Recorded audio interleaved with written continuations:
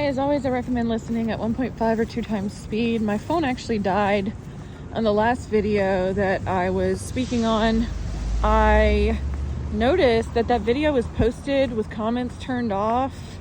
I don't know why that is. I don't know if I accidentally pressed a button.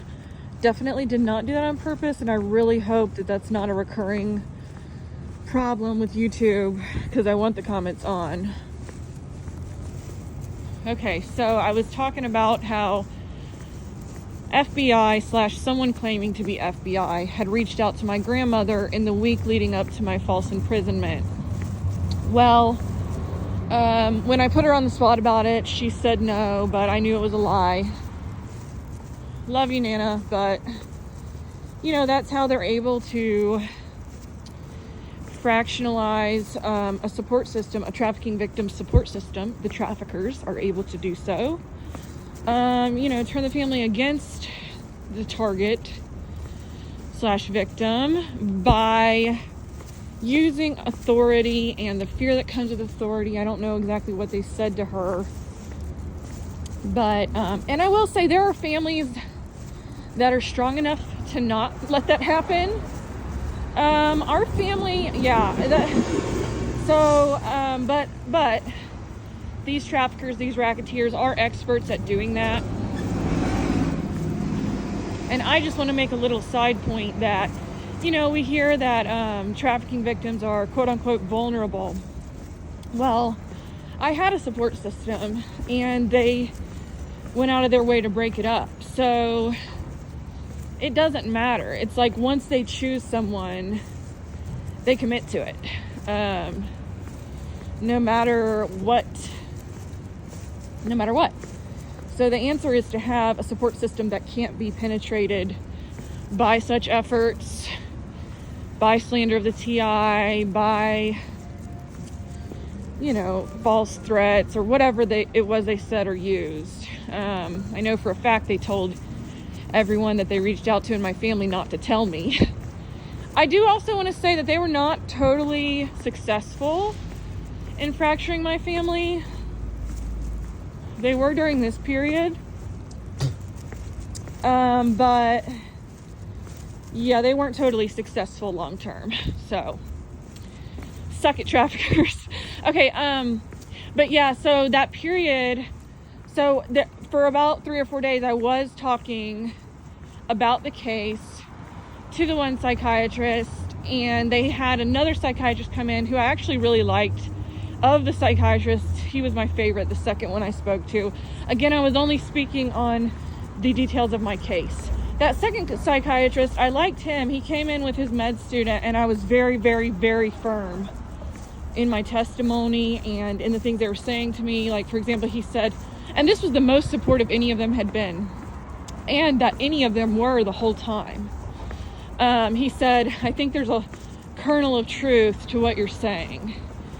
After I gave my testimony of what had happened, of course it's a shortened version,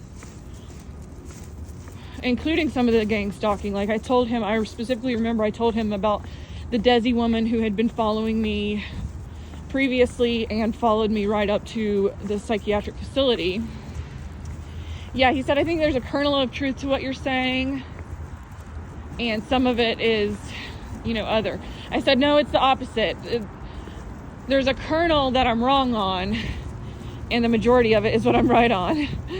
And, I remember that interaction. But after that, after that interaction, I stopped talking to the psychiatrists. You're required to talk to them every day or whatever. But at that point I started saying, no, I'm sorry. So I switched doctors in hopes that they would, get me out of there. And it was a female doctor who I would remain with, who I would remain with the remainder of the time I was there.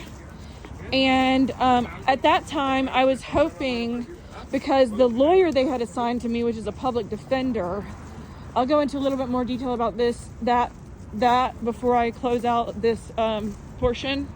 But one of the things he said to me when he met with me and consulted with me was, your best bet is to try to get them to discharge you. Try to get the psychiatrist to discharge you before you go to court, because by law, you're entitled to go to court. If you're being held there involuntarily, you're entitled to go to court within 3 days or something like that. Well, what a lot of the public defenders are doing is convincing the patient to postpone the court date or choose to not appear, which means there's not going to be a ruling. And the way he presented it to me was, you don't want to have this on your permanent record that you've been committed, because once you've gone to court and the judge has ruled that you have to stay involuntarily committed as a result of going to court, this shows up on your permanent record. He also said other things that were scary, and that function as some sort of threat. So I chose at that time, based on what the public defender said, I did choose to do what he said. Well, let's think about it. That functioned to get me to talk to them more. So I talked to the female psychiatrist for about 45 minutes. She had 2 other women in the room. One was a social worker, one was another woman. And, I went through the story and I was like, so are you going to discharge me? And she was like, no, I'm not going to discharge you. And then at that point, I decided I'm not talking to the psychiatrist anymore. So for probably a week and a half or 2 weeks, I don't know exactly, maybe it was a week, I don't know the exact time. Anytime they would call me in, I would go in. Anytime they would call me in for the daily psychiatric appointment with a psychiatrist, I would go in and I would say, I'm being held here illegally.